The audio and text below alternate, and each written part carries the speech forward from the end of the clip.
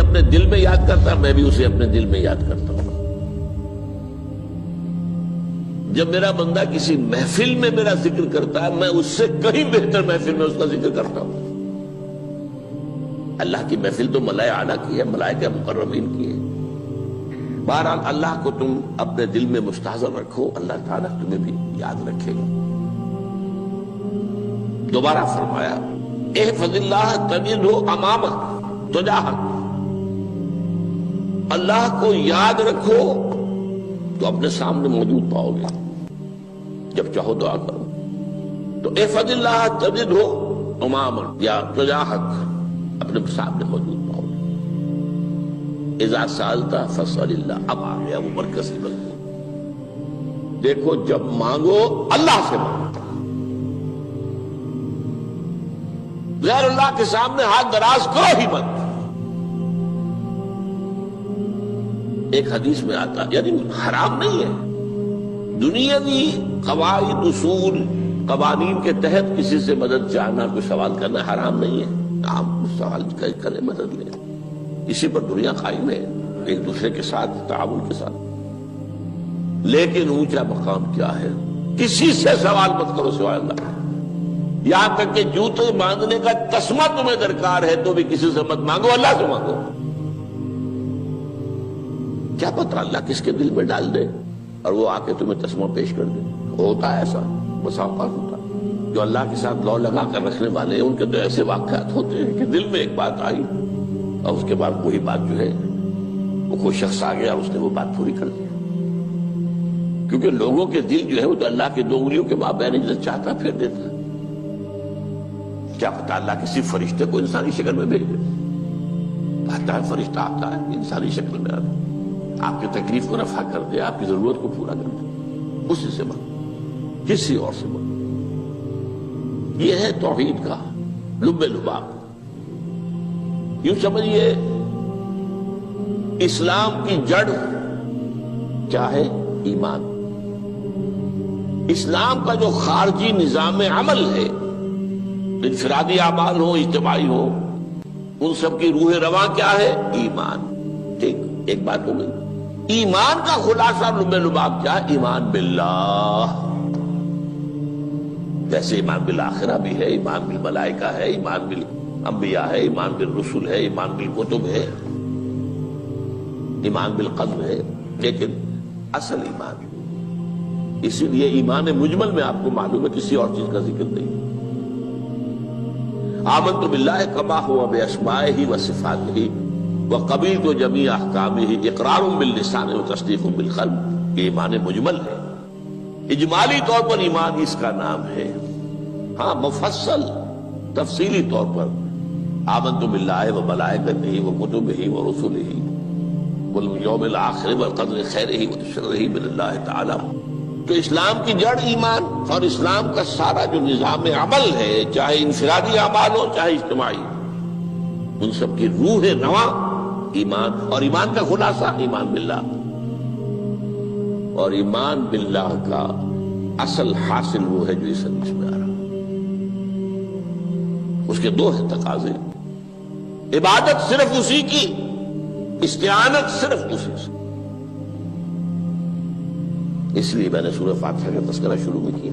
یہ عبادت کا جوہر ہے، عبادت کا جو ہے یہ ایمان کا حاصل، عبادت صرف اس کی ہے اور استعانت صرف اس سے۔ استعانت ہی میں سوال بھی آ گیا، یہ بھی مدد ہے۔ آپ کسی سے کچھ مدد مالی چاہ رہے ہیں یا کوئی اور مدد چاہتے ہیں، کسی کام میں مدد چاہتے ہیں، جیسے میں نے کہا تھا کہ سفارش کرانا چاہتے ہیں، بھی مدد ہے۔ وَإِذَا اسْتَعَنْتَ فَاسْتَعِنْ بِاللَّهِ، اور جب مدد مانگو صرف اللہ سے مانگو۔ اور وہ سارے الفاظ یاد کر لیے، استدعاء، استعانت، استغاثہ، یہ جو غوث اعظم سے استغاثہ کیا جاتا ہے یہ تو شرک ہے۔ استغاثہ اللہ سے، دعائی اللہ کی، اس اعتبار سے استمداد، استعانت، استدعاء، استغاثہ، یہ سب اللہ سے، صرف اللہ سے۔ عبادت صرف اللہ، ایاک نعبد، اور استعانت صرف اللہ سے۔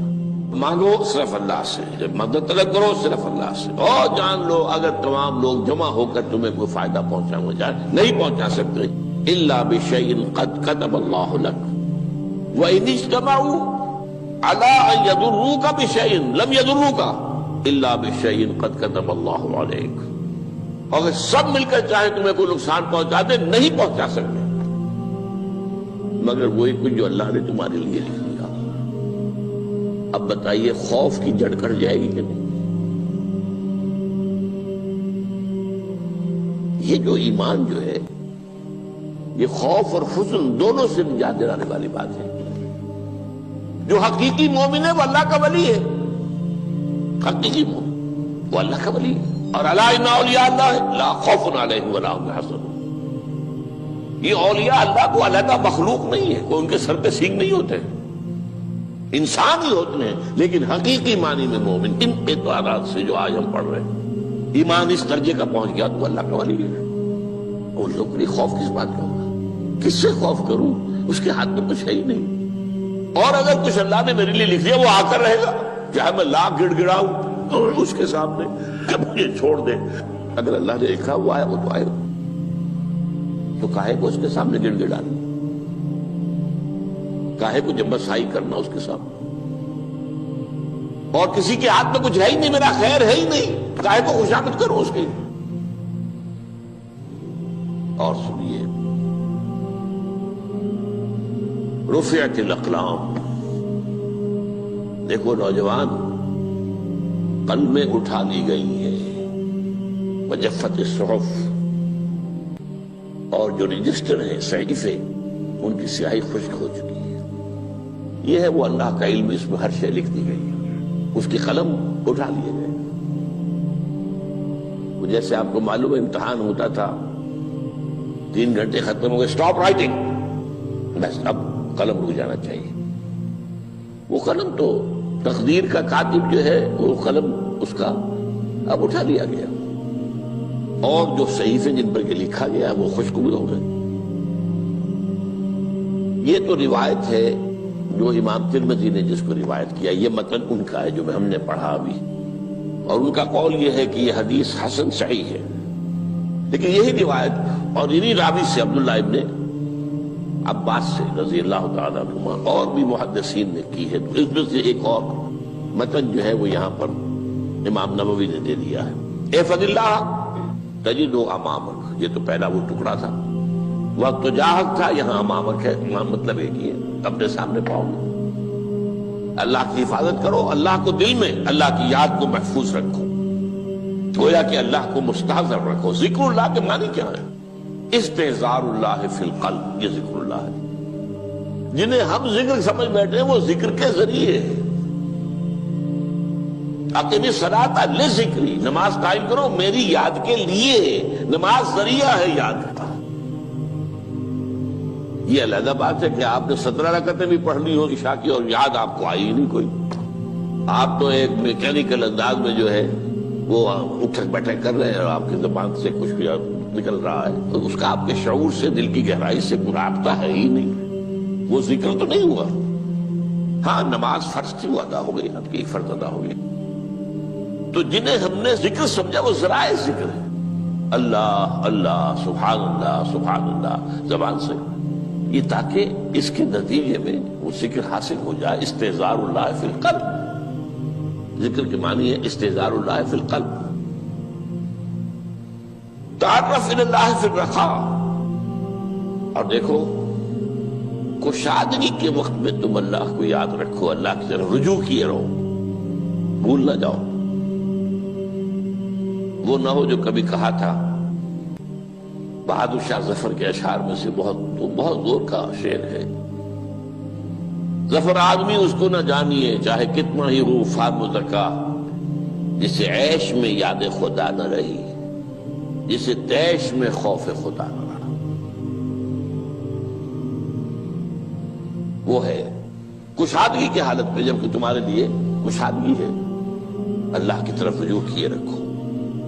یعرف کا فی الشدہ، تو اللہ اپنی توجہ تم پر رکھے گا شدت کے وقت میں، جب تمہیں کوئی تکلیف ہے اس تکلیف کو تم پر آسان کر دے گا۔ تکلیف تو آنی ہے، جو لکھی ہوئی ہے وہ تو آئے گی، لیکن یہ کہ اللہ تعالیٰ اس کی شدت کو، ایک ہی چیز ہے جس کو ایک انسان بہت شدت کے ساتھ محسوس کر رہا ہے، دوسرا آدمی اتنا نہیں محسوس کر رہا ہے، احساس کا معاملہ ہوگا نا۔ وہ تو اصل میں اگر انسان کی نرز کٹی ہوئی ہے تو احساس ہوگا ہی نہیں، سرے سے ہی نہیں ہوگا۔ تو اس اعتبار سے اللہ تعالیٰ تمہارے لیے وہ شدت کی کمی کر دے گا۔ وَاعْلَمْ أَنَّمَا أَخْطَأَكَ لَمْ يَكُنْ لِيُصِيبَكَ، اور جان لو جو چیز تم سے چھوٹ گئی ہے، رہ گئی ہے، وہ ہرگز تمہیں ملنے والی نہیں تھی۔ اب آپ نے کسی ملازمت کے لیے درخواست دی ہے، درخواستیں مانگی گئی ہیں، اپنی سی محنت کر لی، نہیں ملی ملازمت، اب آپ بیٹھے ہوئے افسوس میں، رنج میں، غم میں، فلاں نے یہ کر دیا، فلاں نے یہ کر دیا، وہ فلاں جو ہے بڑی تکڑی سفارش لے آیا تھا، فلاں نے رشوت دے دی۔ چھوڑو میاں اس کو، وہ تمہارے لیے نہیں تھی۔ کاہے کو اپنے ذہن کے اندر یہ کھچڑی پکا رہے ہو بیٹھے ہوئے؟ خواہ آپ شاید سوء ظن میں بھی مبتلا ہو رہے ہو، کسی نے نہ رشوت دی اور آپ سمجھتے ہو کہ رشوت دی ہے اس نے۔ یہ ساری چیزیں جو ساری سیئات، ان کی جڑ کٹ جائے گی۔ وَاعْلَمْ أَنَّمَا أَخْطَأَكَ لَمْ يَكُنْ لِيُصِيبَكَ وَمَا أَصَابَكَ، اور جو چیز تم پر آ گئی، لَمْ يَكُنْ لِيُخْطِئَكَ، ہو ہی نہیں سکتا تھا کہ وہ تم پر نہ۔ یہ کر لیتا تو ہو جاتا، شاید یہ کر لیتا، میں نے ٹیکا پہلے لگوا لیا ہوتا تو یہ بات نہ ہوتی۔ بھائی وہ جو ہونا تھا وہ ہونا تھا۔ اب یہ وہ چیز ہے جس سے انسان میں کیفیت پیدا ہوتی، تسلیم و رضا۔ ہم بھی تسلیم کی خو ڈالیں گے، بے نیازی تیری عادت ہی صحیح، اے اللہ جو تو نے چاہا مجھے قبول ہے۔